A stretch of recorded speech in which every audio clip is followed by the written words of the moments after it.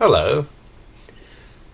Welcome to my review of Fast X. Well, I'm not going to look at the camera because for some reason I don't look at the camera properly. My name's Ian Austin, and this is my review of Fast X. I'm wearing a Gremlins t-shirt and drinking coffee because it's Monday morning. Fast X.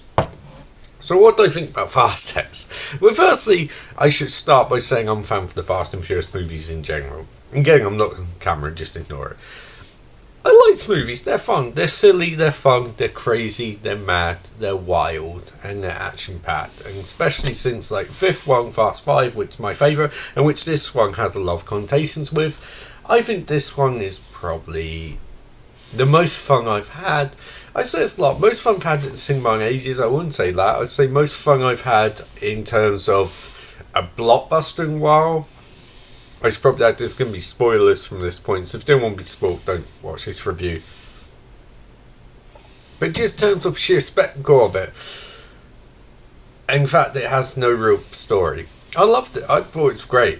It's really fun, and I think best part for me, and best part for everyone, was Jason Momoa. I mean, come on. Round of applause, Mr. Momoa. Round of applause. Because that was a particularly fun performance. And I think that's what anchors. I think Fast and Furious to me has always been a franchise where it's been built up and anchored by the antagonists. Because I think back to my favourite part of the third movie was Sonny Chiba, because Sonny Chiba's fucking awesome.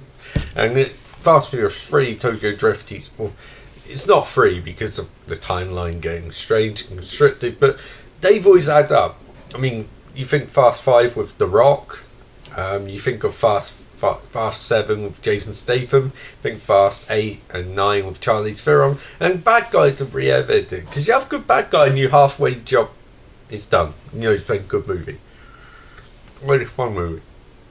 This one, Jason Momoa takes it to a fucking whole new level, because he's doing Thanos, he's doing Loki style shit, and there were villains for them obviously, but he's elevating this to a whole new level, because he's having time of his fucking life. And it's amazing. It's so much fun. I mean, he's so good. He's so good. Like, this is the most thing you can take away from Fast and Furious thing. Is Jason Momoa is so good. Like, you think, like, why this guy is not a hero? This guy should not be playing heroes. I mean, don't get me wrong. He's great as Aquaman. He's really, really good. But this guy was born to play villains and to be given complete carte blanche to do whatever he wants.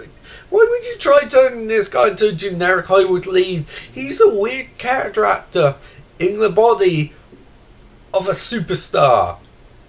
This is one of the weirdest performances I've seen in years. This is not something you normally see in a big budget blockbuster, where there's literally scenes, they've even made this. There's scenes where he is literally in movie doing things, which they added because they loved him in the movie so much. They gave him more scenes. They made the movie longer to accommodate Jason Momoa. And these scenes have nothing to do with the plot.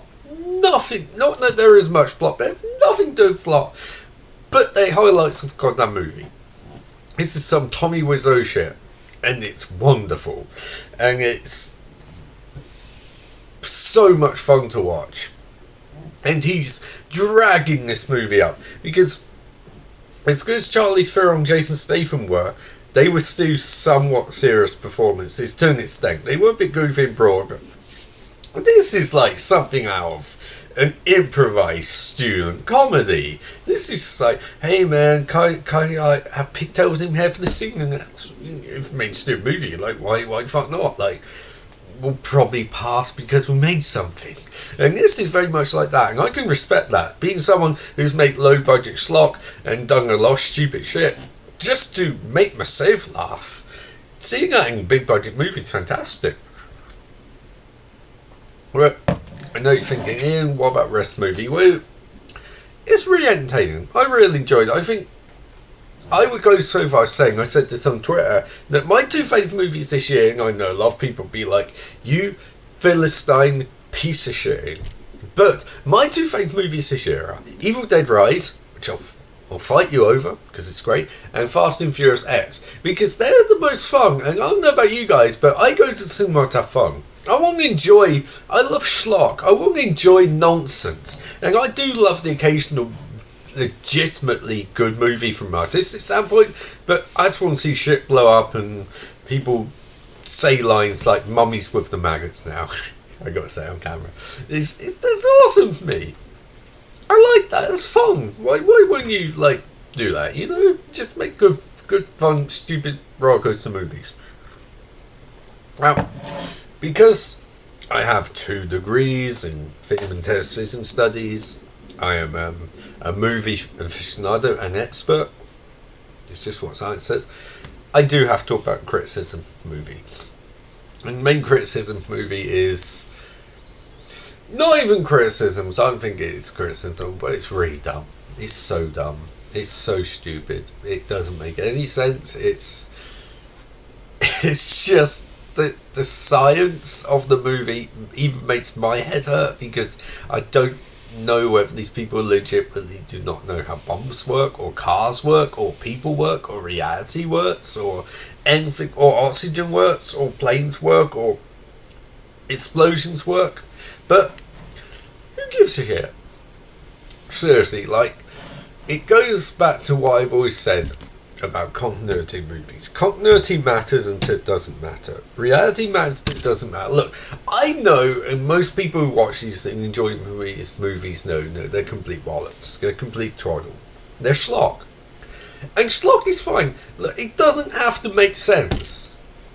As long as you just keep moving and don't draw attention to how little sense it makes, it's fine.